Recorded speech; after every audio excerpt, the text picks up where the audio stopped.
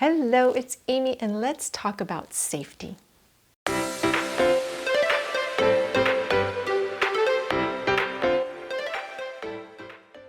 I tell all of my Be Healthy Enough online exercise platform members and one-on-one clients, don't do anything that hurts.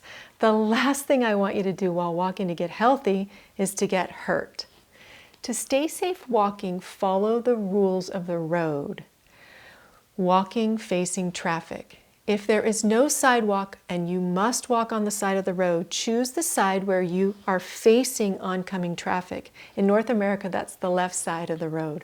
Walking opposite traffic gives you the best chance to see vehicles approaching and let you take evasive moves if you need to.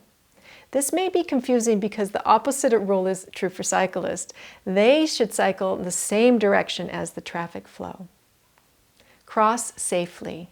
Your mother was right. You should look both ways before crossing any street. At controlled intersections, it is wise to cross only when you have the pedestrian crossing light, or what my husband calls the green guy.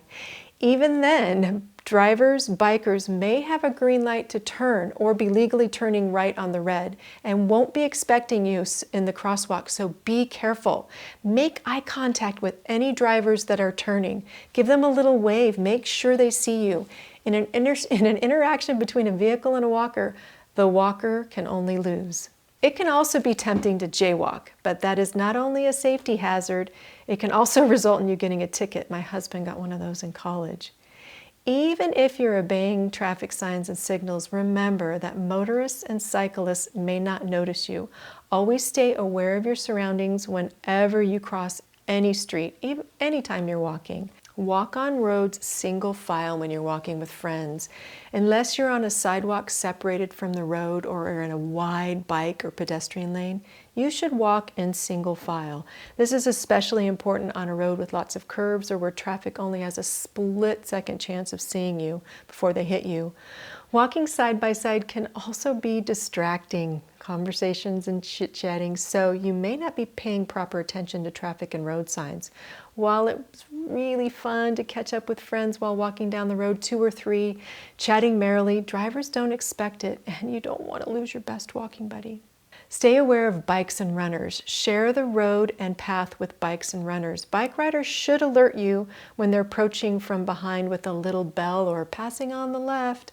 Listen for them and move to walk single file, allowing them to pass safely, or move off to the side. Runners should also call out for passing. Bike-walker collisions can result in broken bones or head injuries, and you aren't the one going to be wearing the helmet.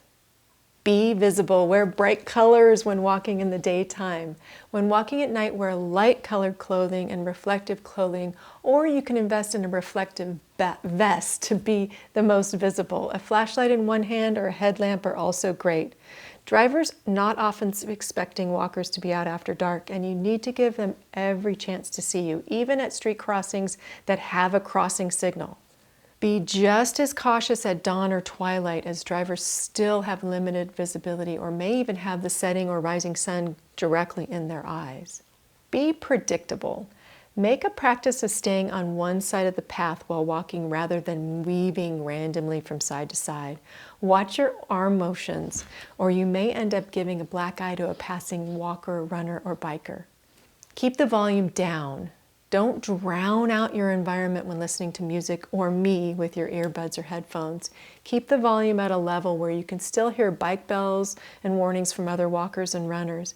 If you're using an earbud, wear only one so you can hear your surroundings. I only wear one of my earbuds. Know when to stop walking. Heat sickness, dehydration, heart attack, or stroke can strike walkers at any age. Learn the symptoms of these medical emergencies and carry a cell phone to dial 911. Even if you're a seasoned and well-trained walker, you may experience one of these problems and need to cut your walk short. Encourage your walking friends to stop when they show any concerning symptoms, even if they want to keep pushing themselves. Be aware of stranger danger. Street safety is a concern for many walkers. I know for me. Choose a walking route frequented by other walkers, joggers, and bikers. Acting alert and aware can discourage dangerous people from making you a target. If you see someone suspicious, be prepared to alter your course or go into a store or a public building to avoid them. Trust your gut. If it doesn't feel right, go the other way. That's all I could think of today. If I missed one, please let me know. Now let's get walking safely.